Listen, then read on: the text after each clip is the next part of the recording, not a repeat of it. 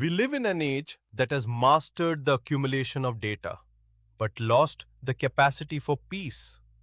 Your chronic fatigue isn't just lack of sleep.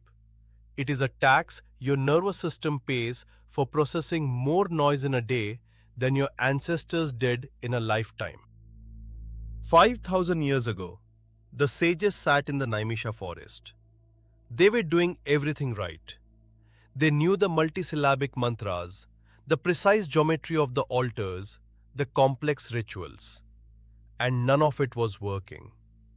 Because the atmospheric pressure of the world had changed. The age of noise, Kali Yuga, had arrived. The Shiva Mahapurana was not written as a museum artifact or a bedtime story to soothe your ego. It was chanted by ascetics as a fierce psychospiritual operating system designed to induce permanent ruptures in human conditioning. We want the universe to be a cosmic human resources department. We want karma to be a spreadsheet where you insert good behavior and receive enlightenment.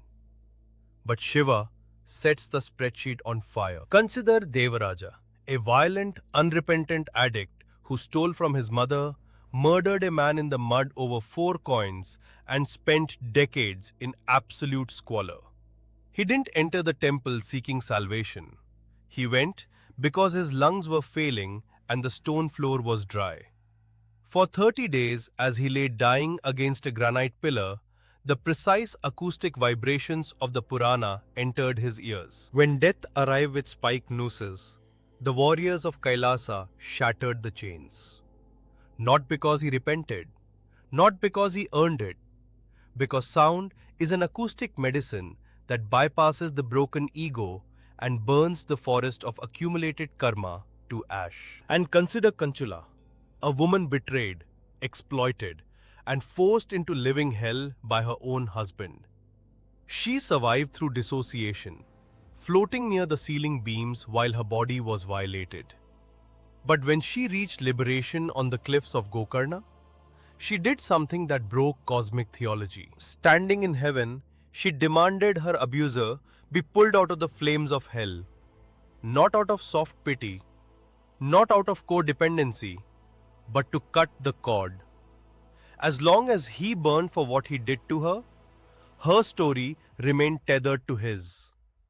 She forgave him to execute an act of supreme surgical severance. When the creator and the preserver went to war, locked in a death spiral of manic expansion and toxic stagnation, the universe faced premature annihilation. Then, the pillar appeared, an infinite column of atomic, unconditioned consciousness. Vishnu dove downward for 10,000 years as a boar and found no root. Brahma flew upward for 10,000 years as a swan and found no crown. The Lingodbhava is the fierce mirror of reality telling the human intellect, you are not the biggest thing in the room. When the intellect becomes infected by its own competence, a fifth head grows. The head that whispers, I built this, I master this. Shiva does not send a therapist to negotiate with a god complex. He sends Bhairava, armed with the curved sword of absolute truth. Bhairava cleanly severs the fifth head of spiritual pride. True grace is not always a soft embrace. Sometimes, grace is the blade that cuts you down to size before you destroy yourself. The Shivalinga is not an idol, and it is not a phallus. It is the cooled nuclear core of reality resting in the dirt. It is a cosmic heat sink designed to pull the trapped kinetic friction of trauma, grief, and anxiety out of your nervous system. When death arrived on the exact day 16-year-old Markandeya was scheduled to die, the boy didn't negotiate. He wrapped his arms around the stone.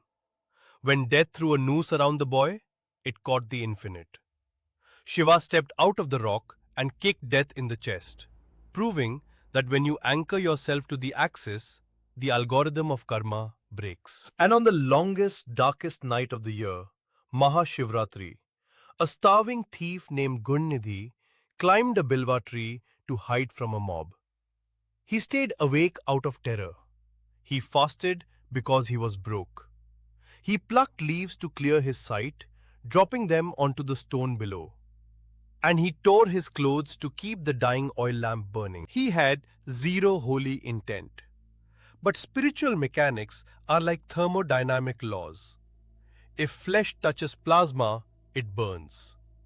The technology engaged, the debt was cancelled.